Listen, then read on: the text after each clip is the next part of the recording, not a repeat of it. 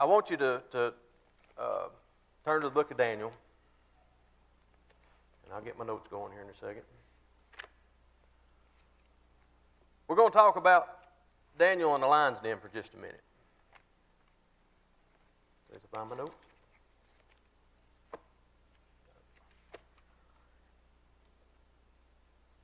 As y'all know, Daniel was an older man when he got to go meet the lions. God, first of all, he had been a very obedient man to God. He'd been obedient in every way. He'd been obedient in his job. He'd been obedient to God. Whatever God had asked him to do, he'd done it. So the king and everybody had put him in a high position. And he was in a position with two other men. And I'm sure y'all have heard the story. I'm going to run through it real fast, just so we all know. So here's Daniel and these two other men. They're sort of over whatever branch of the government it was. And the other two men didn't like him. Well, why didn't they like him? Because he was being obedient to God. And God was using him in great and mighty ways. So these two men were jealous of him.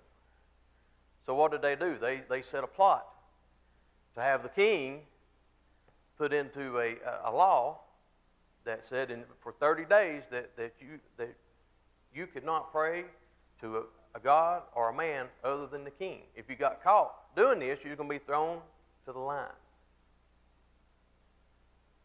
Well, so they got the king to sign the deal. You know, here, we're going to sign this.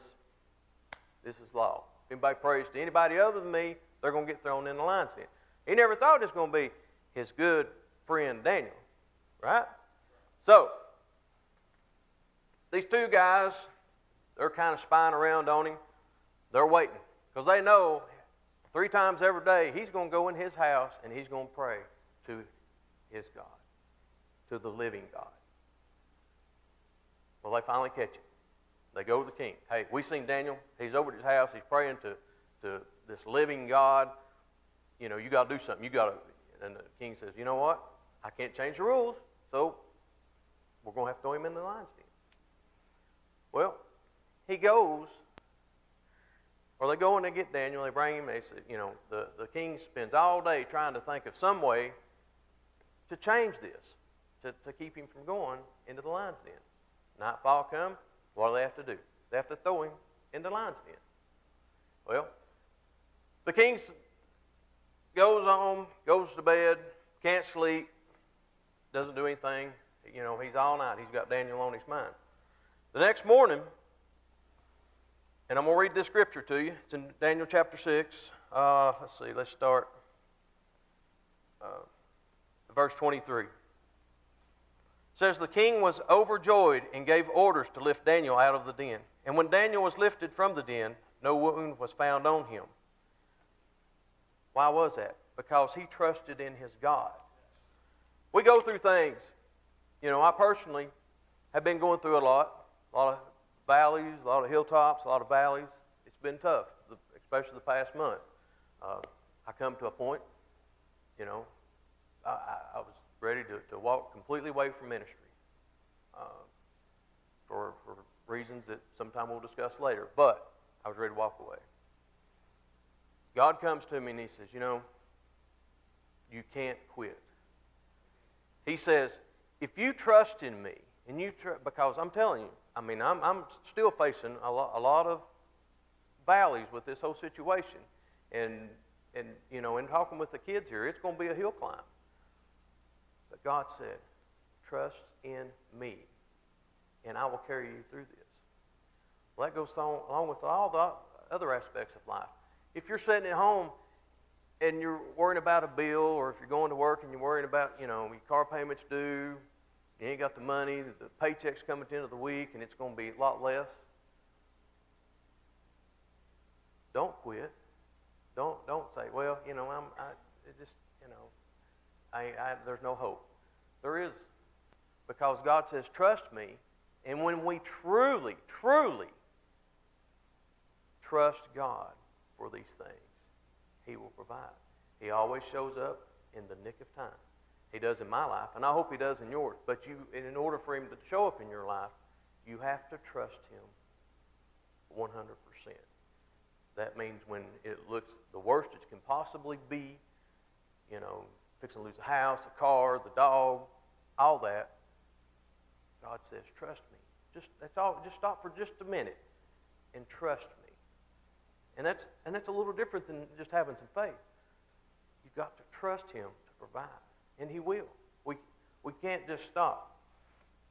I was reading some stuff today while I was studying.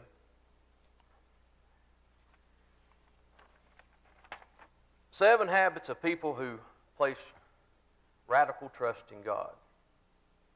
Number 1, it says they accept suffering. How many of us know somebody that really trusts God, and you can see it, and something happens in their life, and it's suffering all around them?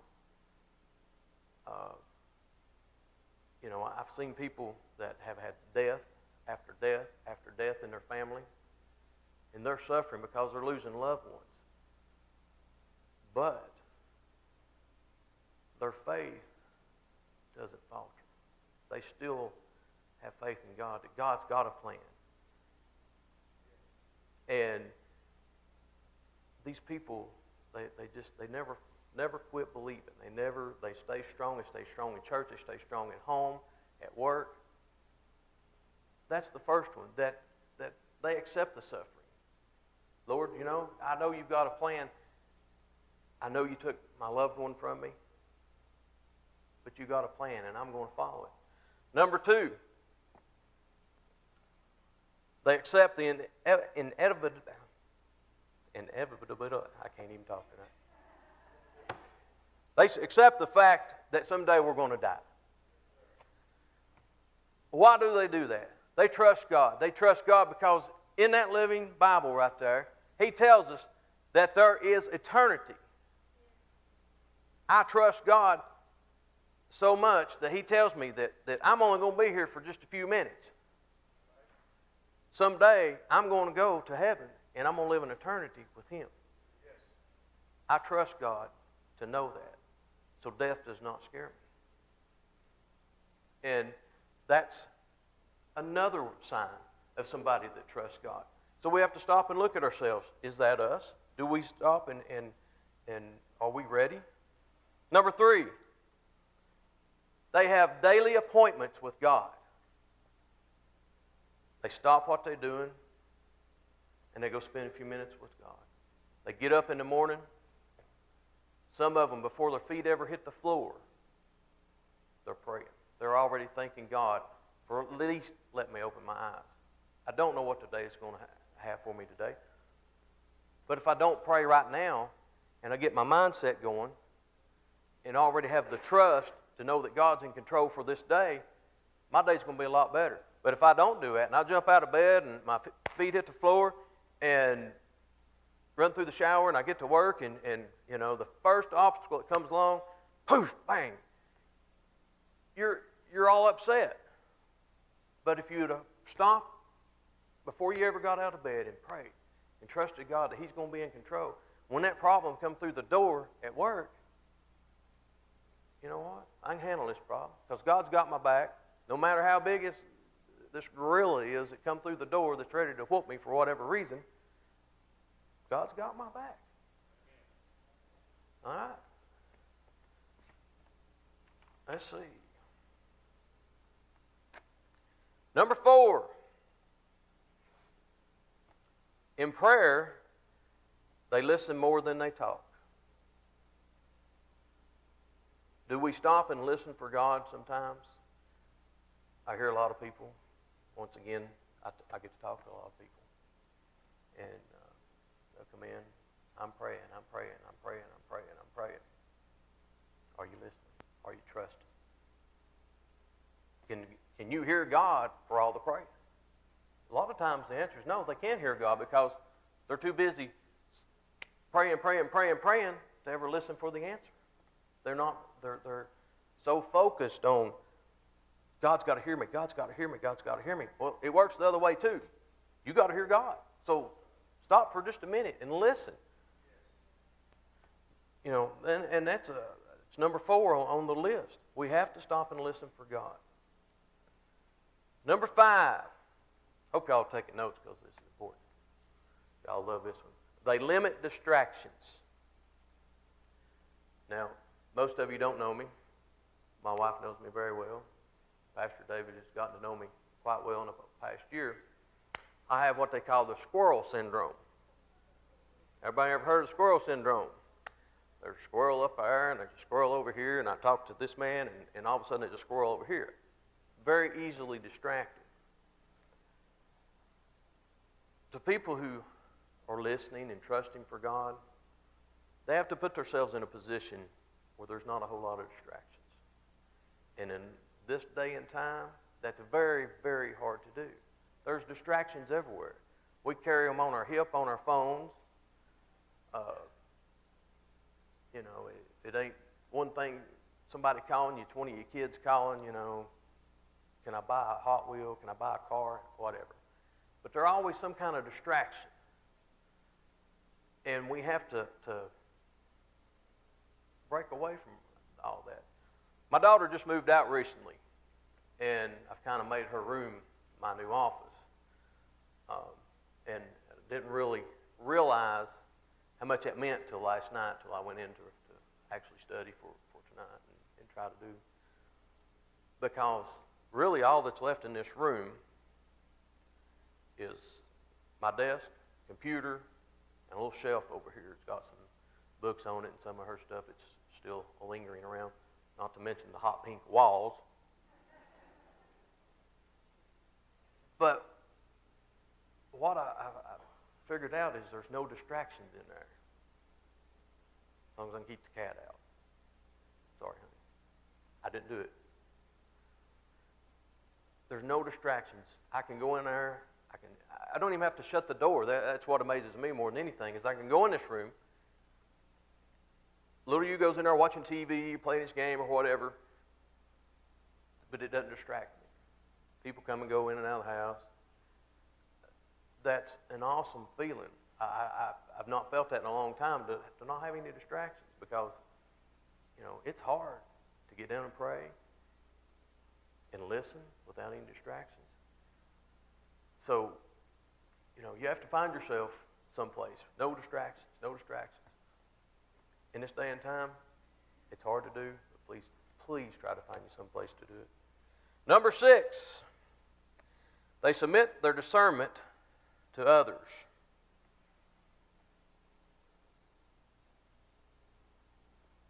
This is something I've struggled with recently for several reasons. When we as Christians get down, we want to be like King Kong and go, hey, I'm super Christian. I got this. And a lot of times we lose focus. We lose our trust that we have for God to handle the stuff. And sometimes it's not praying to God. It's going to your Christian friends. It's going to your pastor. It's going to other people that you teach with in the church and say, hey, I've got this going on in my life. Can you please pray with me about it, because I need an answer. And I'm trusting God, but I know there's power in prayer, and I'm going to come to you and say, please help me. I recently have had some things going on. I was not able to go to the powers above in church. I was able to talk to a few friends, and they prayed with me about some of these situations. But let me tell you something. It's so important that you get to know. If you don't know the pastor or the teachers and stuff in the church that you're going to, get to know them. Because there is power in prayer, and the more people you can get praying for you, the better it's going to be. God's going to give you the answer hopefully you're looking for, if it's in His will. He's also, if it's not in His will, by all these people helping you pray, He's going to show you what His will is. And then it's up to you to trust Him. Number 7.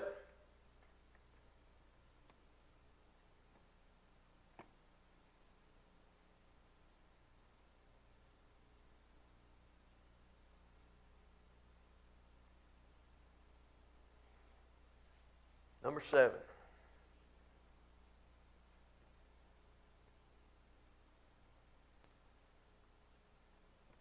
These people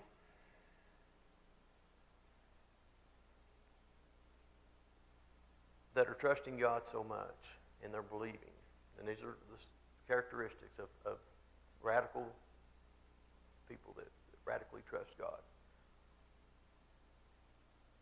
that at some point in their life, God says, jump. And these people don't even ask how high. They just jump. You want to talk about trusting God? Like this couple right here. God told them to jump.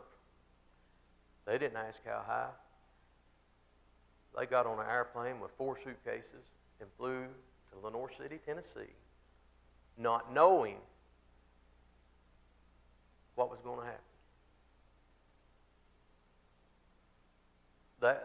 That gives me more fire than you can imagine, that somebody trusts God enough to do that. I mean, they literally uprooted their family and brought them to Tennessee, a foreign land. I mean, I can't imagine what y'all are dealing with, you know, just all the differences and everything. I mean, we got to talk the other day when we were walking. And, you know, I mean, I think it's amazing that you trust God so much that you're willing to do that. And you know, I thank God for you doing that, because you've set an example for the rest of us to say, when God says jump, we don't ask how high. We just jump. We just go for it. We're obedient in everything we do.